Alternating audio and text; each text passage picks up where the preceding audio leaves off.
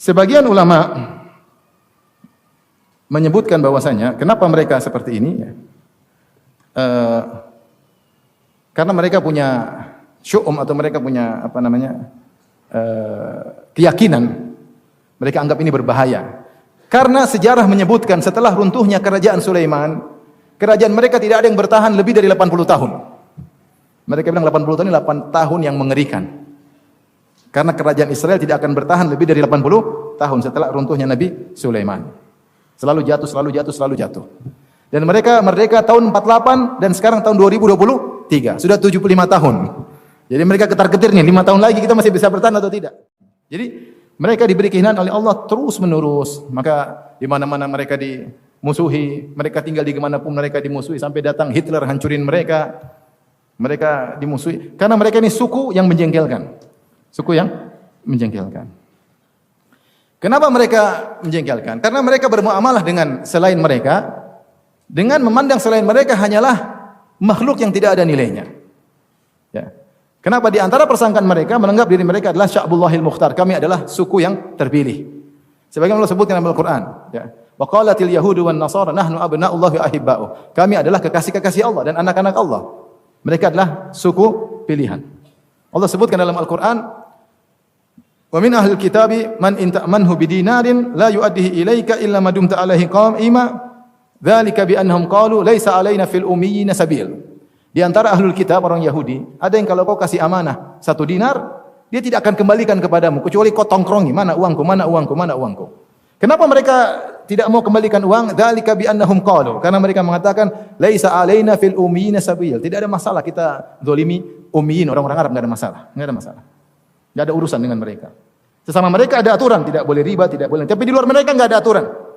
Di luar mereka tidak ada aturan karena mereka makhluk yang terpilih. Sementara yang lain selain mereka seperti hewan. Disebutkan dalam sebagian protokolat bahwasanya selain Yahudi banyak seperti hewan. Hanyalah Allah ciptakan dalam bentuk manusia supaya bisa melayani mereka. Kalau antum jadi babi-babi kan susah disuruh-suruh. Susah digoblok-goblokin. Tapi dalam bentuk manusia supaya bisa pas dalam melayani mereka. Ya. Makanya mereka punya istilah tentang orang-orang di luar mereka. Dengan istilah misalnya disebutkan dalam Islam mereka disebut Juwim. Ya, mereka sebut dengan Juwim. Orang di luar Yahudi disebut apa? Juwim. Juwim itu artinya kotoran. Kotoran.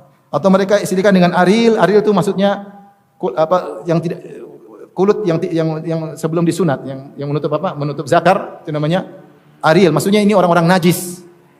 Orang-orang najis. Atau mereka sebut orang di luar mereka dengan Mimzir. Mimzir itu anak zina. Mimzir anak zina. Terutama mereka bilang kepada orang-orang Arab. Karena orang-orang Arab keturunan Ismail anak zina dari siapa? Atau anak yang tidak syar'i dari Hajar. Intinya mereka menyebut orang-orang luar mereka dengan istilah-istilah yang tidak benar. Ini yang membuat mendasari mereka punya rasisme yang tinggi dan mereka menganggap luar mereka tidak apa-apa untuk dizalimi. Maka dimanapun mereka berada, mereka bikin ulah. Mereka bikin ulah. Akhirnya mereka di mana-mana dimusuhi, dibunuh, diusir di mana-mana sejarah. Ya. Sampai akhirnya muncul ya seorang namanya Theodor Herzl ya. Theodor siapa? Herzl apa siapa namanya? Yang kemudian akhirnya dia seorang Yahudi, kemudian dia menulis buku namanya Daulat Israel. Dia tulis buku tentang kerajaan Israel. Ketika dia tawarkan buku ini kepada Yahudi yang tersebar dan ada di antara Yahudi yang kaya, mereka tertawa. Ngapain bikin kerajaan apa? Yahudi. Tapi dia semangat. Akhirnya berdirilah negara Israel Raya yang disahkan oleh PBB ya pada tahun 1948 Masehi. Ya.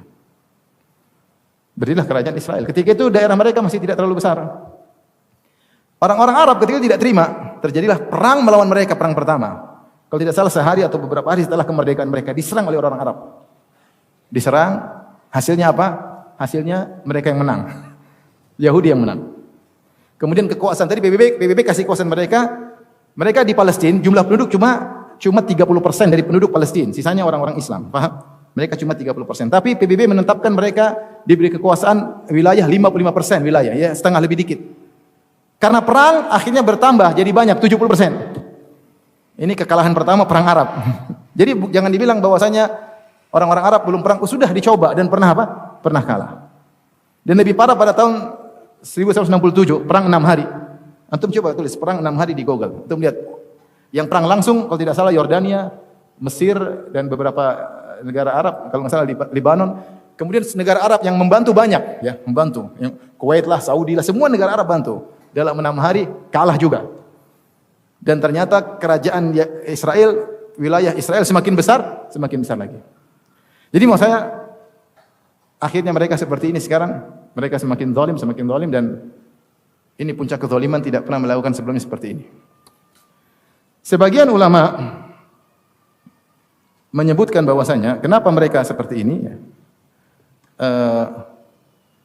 Karena mereka punya syu'um atau mereka punya keyakinan. Mereka anggap ini berbahaya. Karena sejarah menyebutkan setelah runtuhnya kerajaan Sulaiman, kerajaan mereka tidak ada yang bertahan lebih dari 80 tahun. Mereka bilang 80 tahun ini 8 tahun yang mengerikan. Karena kerajaan Israel tidak akan bertahan lebih dari 80 tahun setelah runtuhnya Nabi Sulaiman. Selalu jatuh. Dan mereka merdeka tahun 48 dan sekarang tahun 2023. Sudah 75 tahun.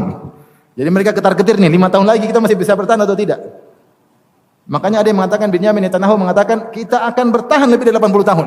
Makanya mereka membardir habis-habisan untuk menunjukkan bahwasanya itu hanya khurafat. Bosnya setiap 80 tahun Yahudi jatuh itu khurafat. Jadi dia ingin buktikan Binyamin Netanyahu, makanya dia habis-habisan. Dia habis-habisan ingin menang, ingin menghancurkan, ingin menjadikan negara Israel lebih besar.